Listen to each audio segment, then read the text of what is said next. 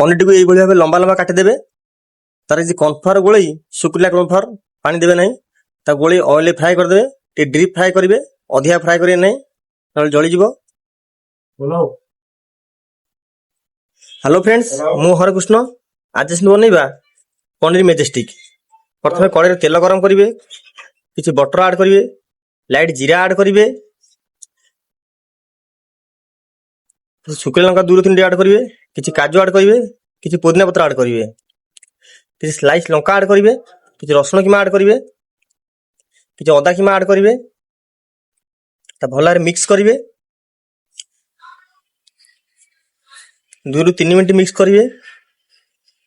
କିଛି ଦହି ଆଡ୍ କରିବେ, କିଛି ପାଣି ଆଡ୍ କରିବେ, ଗୋଟେ ଚାଇନିଜ ବଏଲ ପାଣି ଆଡ୍ କରି ଭଲ ଭାବରେ ଗୋଳେଇବେ। କିଛି ଲୁଣ ଆଉ କିଛି ଟେଷ୍ଟିଂ ସଲ୍ଟ, ହ୍ୱାଇଟ୍ ପେପର, କିଛି ଲଙ୍କା ପାଉଡର ଆଡ୍ କରିବେ। ତା ଭଲ ଭାବରେ ଗୋଳେଇବେ। ଲାଇଟ୍ କ୍ରିମ୍ ଆଡ୍ କରିବେ, କ୍ରିମ୍ କମ୍ପଲସରି ପକେଇ ଭଲ ଭାବରେ 2-3 ମିନିଟ୍ ଗୋଳେଇବେ। କଲର ଅପସନାଲ ଅଛି।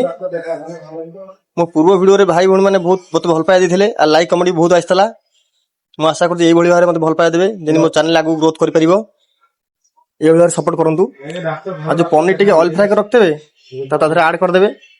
ଆଡ୍ କରି ଧୀରେ ଧୀରେ କରି ଗୋଳେଇବେ, ନହେଲେ ପନିର ସବୁ ଭାଙ୍ଗିଯିବ। ଏଇଭଳି ଭାବରେ 2-3 ମିନିଟ୍ ଗୋଳେଇବେ। ସବୁବେଳେ ନିଆଁ ଆଞ୍ଚ ସ୍ଲୋ ରଖିଥିବେ।